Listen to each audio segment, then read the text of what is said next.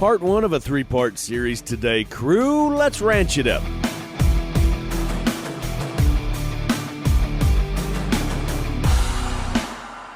Good day, everyone, and thanks for riding with us as we ranch it up. A big thanks goes out to our Ranch It Up lineup, the American Gelbvieh Association, Abrahamson Rodeo Company, Westway Feed Products, Neogen, Allied Genetic Resources, LivestockMarket.com, EquineMarket.com, AuctionTime.com, RFD TV, the Cowboy Channel, and Wrangler.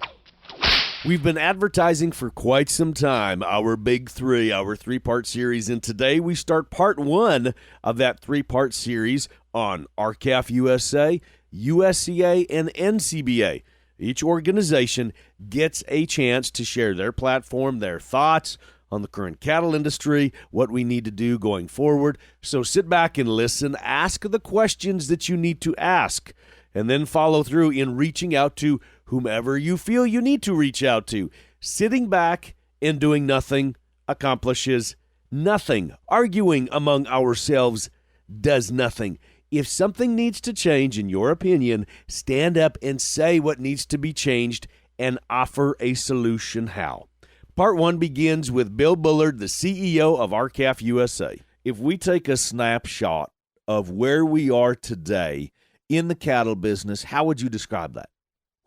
We are alarmingly close to being completely vertically integrated, where the major meat packers control the entire cattle supply chain to the packer. We are close when we compare that to the poultry industry that is already completely vertically integrated, the hog industry likewise vertically integrated. The cattle industry is getting extremely close right now. Are there some marketing opportunities that we can take advantage from vertical integration? Well, certainly the integrator takes advantage of that. It's very profitable for them. Right. And what they do is they eliminate the number of participants within the supply chain. They consolidate the supply chain and they control it. And they control it through production contracts. And many producers aren't aware of it, but we already have those kinds of contracts where the meat packer is actually owning the animals, owning the feed, and essentially paying the producer to be an employee to feed the animals. We saw the contract in the Easter Day contract between Easter Day Cattle Feeding Company and Tyson. And Easter Day was one of the nation's largest cattle feeding operations. And in that contract, Tyson could purchase the cattle, reimburse for the cattle, reimburse for the feed, and essentially pay Easter Day for the management and the feeding of the animals. And so we believe that there are many more of those kind of sweetheart contracts out there that are essentially giving to the meat packers the ability to control the supply chain. And of course, as our feedlot industry becomes more and more consolidated, that means there's fewer marketing opportunities for independent cattle producers who are selling feeder calves. And that's how the control is going to be pushed upstream in the supply chain all the way to the cow-calf producer. They're going to have limited options with which to sell their calves, and those options are going to come with requirements in terms of production practices that they must meet in order to have their cattle eligible for purchase in the marketplace. This is dangerous where we're at today and needs to be reversed immediately. We're headed into the perfect storm. We've had a dysfunctional marketplace going on for 8 years now, where there's been a complete separation between the value of cattle and the value of beef being sold in the grocery stores. And so the cattle producer is fast losing his and her share of that consumer beef dollar because of this complete disconnect. And then you add on top of that these exceptionally high input costs, and you're going to render our independent cattle producers all across the United States unable to even return or receive a cost of production return from the marketplace itself. This is a dangerous situation because we saw what happened in the hog industry back in the late 90s when conditions got so bad that we just lost a huge mass of producers that essentially went past the tipping point. In other words, that they met the point of no return, where even if they could restore competition today, there's no longer enough participants or competitive infrastructure remaining to sustain a competitive industry. And that could happen this year in the cattle industry if some reform steps aren't taken and taken immediately. If we go back just 4 decades ago, which is just over a generation. And back then, the cattle producer received 63 cents of every consumer dollar spent on beef. And the packers and the retailers shared 37 cents. Now, jump ahead to today, that is completely reversed. Now, the cattle retailer and the packer received 63 cents for every consumer beef dollar, and the producer only receives 37 cents. So how does that happen in 4 decades? A complete reversal of the respective shares, the allocated shares in the competitive marketplace. How was that reversed that quickly? And it was reversed because the meat packers have strategically established public policies, the rules of the game, if you will, the framework within which our industry operates. It's all been designed to benefit the packers and to benefit the packers' ability to capture control over our industry like they have already captured in our sister industries. In fact, it started well before the Holcomb fire. It started in 2015. We saw an inexplicable collapse in fed cattle prices. And that collapse occurred after all the experts in the industry predicted that the independent cattle producers would continue to receive strong prices for at least the next 3 years, meant all the way through 2018. And that's because of the long biological cycle of cattle. Our herd size was the smallest in 7 decades in 2014. We'd only just begun to rebuild our production capacity in 2015, and it was expected to take at least 3 years, but it didn't. Cattle prices collapsed immediately. They collapsed further and faster than any time in history. And at that point in time, the middleman, the meat packer, started to enjoy some of the highest margins in the history of their industry. And since 2015, they continue to enjoy exceedingly high margins, and at the cost of the producers at one end of the supply chain and consumers on the other, because producers have been receiving depressed prices while consumers are paying super inflated prices for beef. When our industry was profitable, we saw our rural communities revitalized. In other words, there were opportunities again being rebuilt in rural communities because the cattle industry is the largest segment of American agriculture.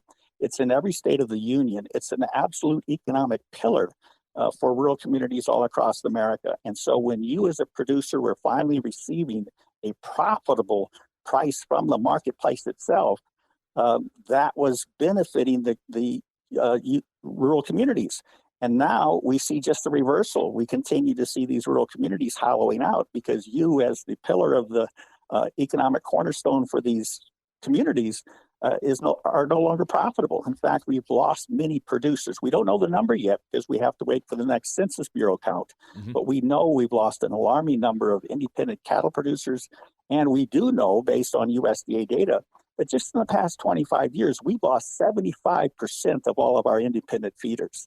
You jump back to the mid and early 1990s, we had 110,000 independent cattle feeders out there sitting in the auction yards and coming to your farms and ranches to buy cattle.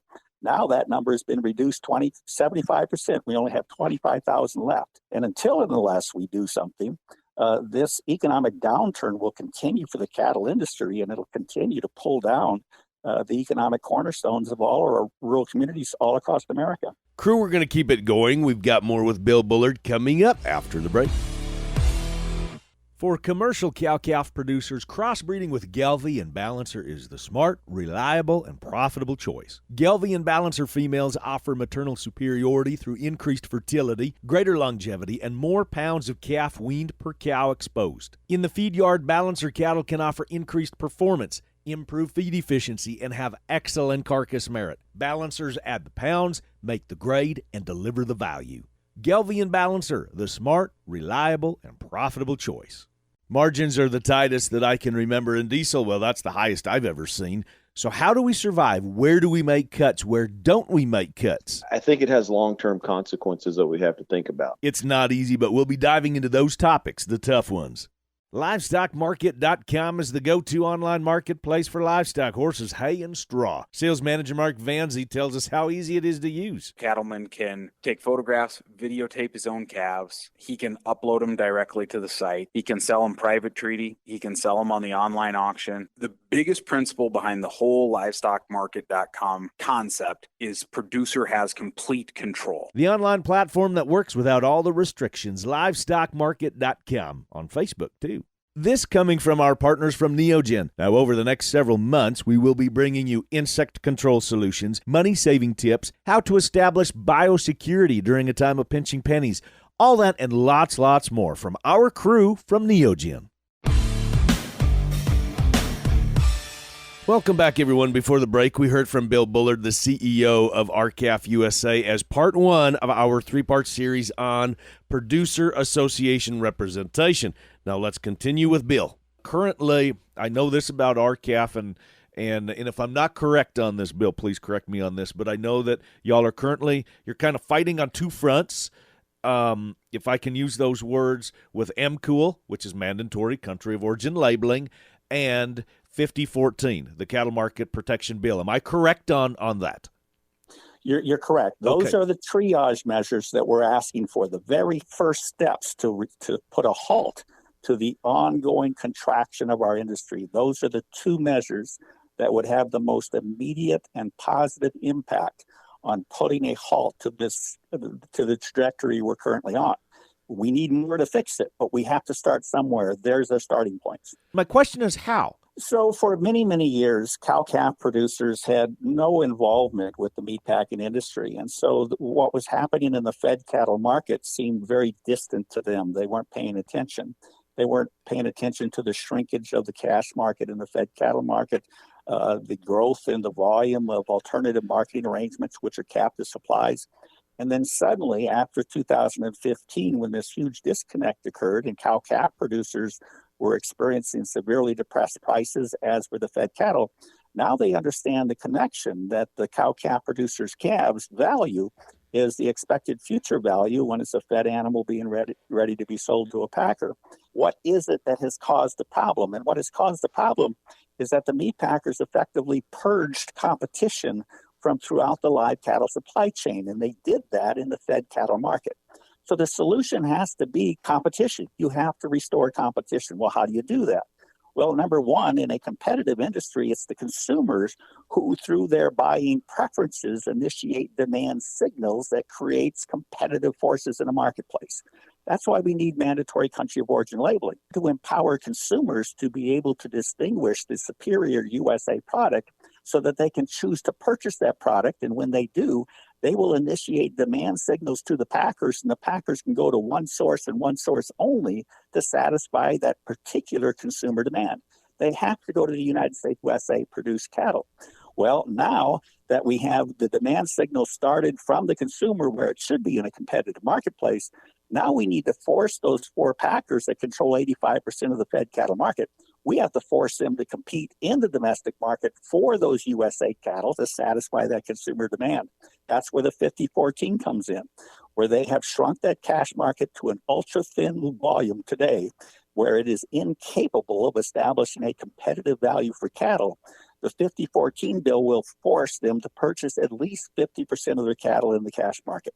That will immediately restore competitive market forces where they have been purged, and that will benefit the industry. But then you need to start to address these captive supply arrangements, known as alternative marketing arrangements, that are tied directly to a future cash price. And yet, if you have an ultra-thin cash price and you continue to allow the meat packers to procure cattle through these alternative marketing arrangements that are tied to the cash price, you're essentially granting to the meat packers the ability and the incentive to drive down that ultra-thin cash market. And they can do that simply by shunning the market. Because when they can drive down the cash market, they also drive down the value of all the cattle they have under their alternative marketing arrangements. It's a beautiful setup for the meat packers, and it is working just as it has been planned.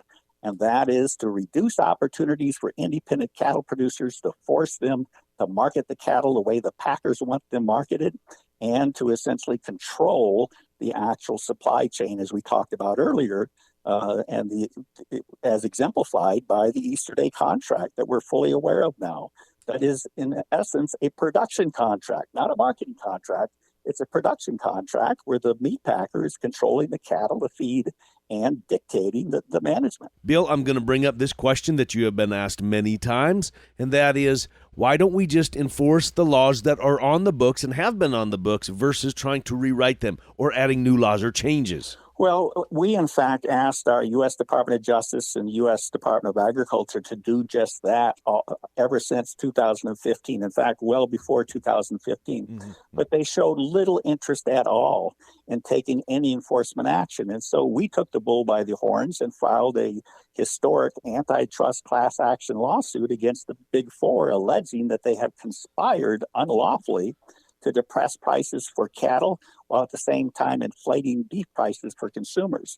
So we took a private action. And earlier you said we're on two fronts. We're actually in three. We're in the judicial system trying to enforce existing laws. We're in Congress trying to initiate reform measures because we have gone too long with a lack of enforcement that now even more needs to be done. And we are pursuing that in Congress, and we are pursuing a rulemaking in the U.S. Department of Agriculture through our executive branch in order to promulgate rules to clarify and actually implement and enforce the over 100-year-old Packers and Stockyards Act that should have prevented the current condition that we're in, but it didn't. And so this is a huge problem. It's a systemic problem. It didn't just happen in 2015. The loss of the producers' leverage in the marketplace has been going on for decades, and there has been absolute inattention to it. But now we've never seen the intense scrutiny of our industry that we have seen that's going on right now. Kind of wrapping up, one of the big things that I believe in is being your own advocate, for no matter what that is. And I think, in my opinion anyway, regardless of how producers feel, regardless of how producers think, in whatever arena, any avenue, I think we need to be our own advocate and don't let somebody else speak on our behalf. And don't let somebody else make decisions for us, where if we are in opposition for something, we need to let our voice be heard. If we are in agreement with something, we need to let our voice be heard. So with that being said, people wanting some more information, or they want to visit with and I know you're good about this, Bill. You'll talk to anybody, anytime, anywhere. So how's the best way for people to start to engage in conversation, where either they can share with you and be their own advocate and say, I support, or I am in opposition, and let's talk about this thing as producers. Let's come together and talk, especially when there is opposition. Well, that's right. And, to look at the policy positions that we've been pursuing for decades, they can go to our website at r-calfusa.com or to our Facebook page, or they can call us at 406-252-2516. But what you said is extremely important. Cattle producers do need to take up this action on their own, because if they don't, no one else will do it. Mm-hmm.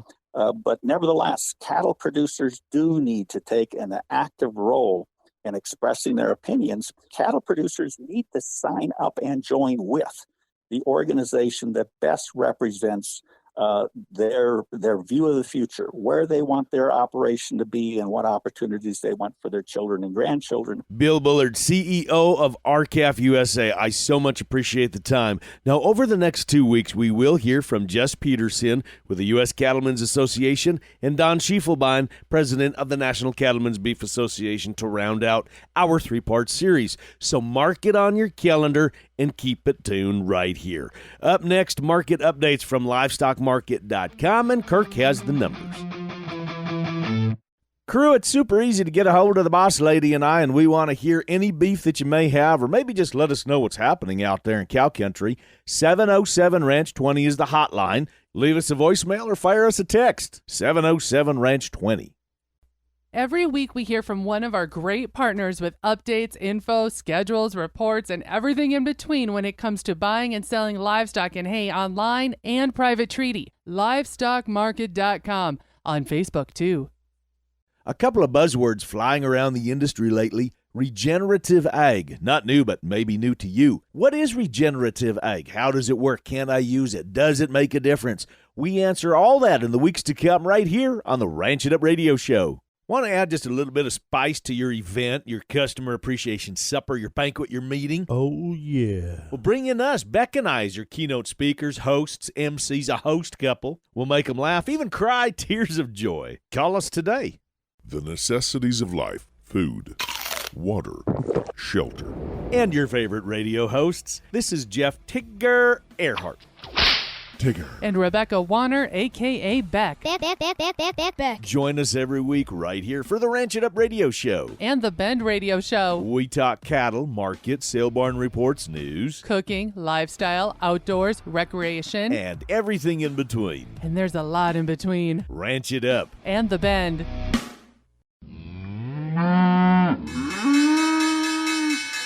Welcome back, everyone. Thanks for staying with us. Kirk Donsbach, StoneX Financial Incorporated, with me as always. Kirk, how are you? Sometimes I need to ask that because I know you're in the midst of doing everything. How are things rolling at the Donsbach Ranch? And they're rolling right along, Tigger. I appreciate you asking. Haying is pretty much wrapped up. I'm a good ways through getting it all moved off and on to irrigating. It's awful nice to have irrigation this year, as I'm sure everybody in the country knows. Well, and you're kind of dry there, aren't you? Because I know we started talking at the beginning of spring, and by golly, we need some rain. And then it was 3 weeks, and we got to make decisions. Then 2 weeks, and then the rains came. But now things have kind of dried up there again, haven't they, in central Montana? Yeah, we really haven't rained much since we've got those real nice rains. I hate to complain too much. A drought map definitely shows us in quite a bit better condition than really a lot of the U.S. Right. You won't hear any complaints out of me, but it's plenty dry. Right.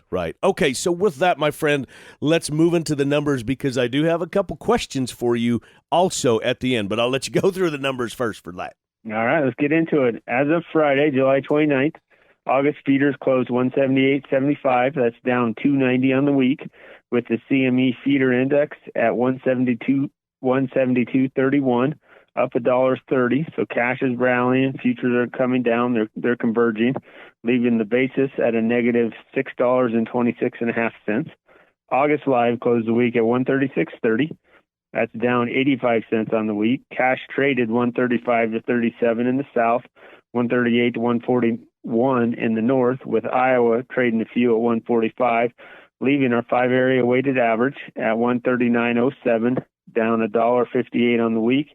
And the basis at positive $2.62. So a very kind of what you would call normalized basis. The weekly slaughter came in at a very positive 669,000. That's 23,000 over same week last year. And choice boxes printed 269.24, up $2.12. So again, we've got higher slaughter rate and higher prices. So that is definitely a good sign. December corn closed the week at $6.22.5, up 40 cents on the week. So we're getting a little bit of bullish kind of movement in corn. If you look at the charts, a trend break kind of saying the big movement down in trend, at least for the time being, appears to be over.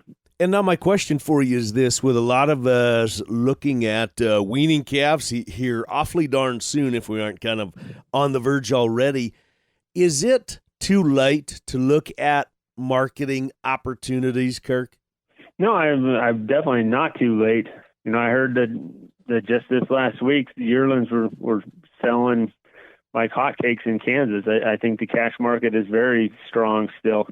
It might have weakened a little bit from the high, but you're never going to pick the high anyway, or if you do, it's kind of just luck more than skill. But definitely a very strong market to be selling into still. That's right. Never too late to start that marketing program. Those people that would like a little bit more information, just text the word cattle, CATTLE, to 33777. That's Kirk's newsletter. It's free to get. I know a lot of you listening right now get that newsletter, but I know there's a lot of you that are listening for the first time. Get on board and start to get to know what Kirk's like and get some of his reviews by texting the word cattle, CATTLE, to 33777. Hey, it's Mark Fanzi with LivestockMarket.com, EquineMarket.com, and AuctionTime.com. Thank you to everyone who got on and bid on cattle or hay last week on the online auction. If you want to see those results, you can jump on Auction Time right now and look at them. Just click on either the livestock or the hay tabs on the top, then click on auction results. Then you can either look by class on the left, or you can use that date selector if you want to see the results from that August 3rd sale specifically. The next big auction we have coming up will be Wednesday, August 17th. Now that's a special sheep and goat online auction. We're still finalizing lots there, but I'll have a full sale bill for you next week. Some really good stuff on there and some really nice hay on that sale too. Bidding will open up on those lots Wednesday, August 11th. After that, we have an all-class cattle auction on Wednesday, September 7th. You guys can sell feeders and stocker calves on that sale for just $1 a head. So we're going to do bred cows, bred heifers, but it's also going to have a lot of feeders and stockers on it. If you want to get in on that, give us a call, 844-775-4762, or look us up online at livestockmarket.com. Thanks, guys. And now that's going to wrap it up for today. A big thank you from our crew to yours. Bill Bullard, the CEO of RCAF USA. Appreciate the time. Mark Vanzi with livestockmarket.com with the updates. Kirk Donsbach with StoneX Financial Incorporated with the numbers. A big thank you to our partners, the American Gelbvieh Association, Abrahamson Rodeo Company, Westway Feed Products, Neogen, Allied Genetic Resources, livestockmarket.com, equinemarket.com, auctiontime.com, RFD TV, the Cowboy Channel, and Wrangler. And crew, so glad y'all came with us one more time as we ranch it up. Be sure to like and follow us on Facebook at Ranch It Up Show. Our email, ranchitupshow@gmail.com. Call and text us 24/7 at 707-RANCH20. Spread the good word and join us again next week where it's always Tigger approved. Stay ranchy and ranch it up.